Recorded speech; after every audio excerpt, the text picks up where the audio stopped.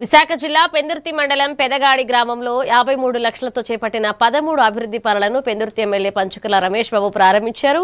ఇక గ్రామాన్ని అన్ని విధాలా అభివృద్ధి చేస్తారని హామీ ఇచ్చిన ఆయన ఎంపీ నిధులతో కళ్యాణ మండపం, దళితుల శ్మశాన వాటిక, ప్రహరీ, దోబీఖానా, తాగునీటి పథకం వంటి పనులను త్వరలో చేపడతామన్నారు. ఈ సందర్భంగా గ్రామంలో ఏర్పాటు చేసిన ఉచిత వైద్య శిబిరాన్ని పరిశీలించి ప్రజలకు అందుతున్న సేవలను అభినందించారు. లోపలికి ఆర్ఎండ్బి రోడ్డు కానీ ప్రారంభోత్సవం చేసుకోవటం జరిగింది.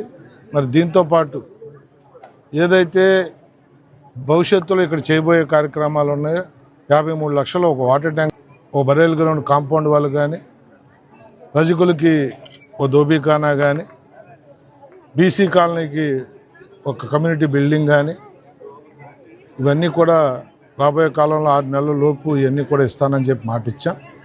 ఈ గ్రామ అభివృద్ధికి ఇక్కడ చూపిస్తున్న స్థానిక నాయకత్వం, తెలుగుదేశం, జనసేన, బీజేపీ నాయకత్వం కూడా చాలా కమిటెడ్గా పనిచేస్తూ ఉన్నారు.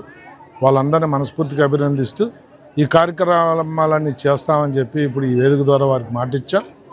భవిష్యత్తులో అన్ని గ్రామాలు కూడా ఎక్కడా కూడా మౌలిక వసతుల విషయంలో రాజీ పడే ప్రసక్తి లేదు.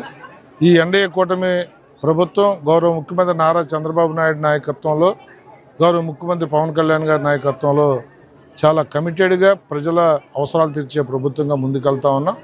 భవిష్యత్తులో ఏ ఇబ్బంది లేకుండా అన్నీ సరిచేస్తామని చెప్పి కూడా మాటిస్తాం.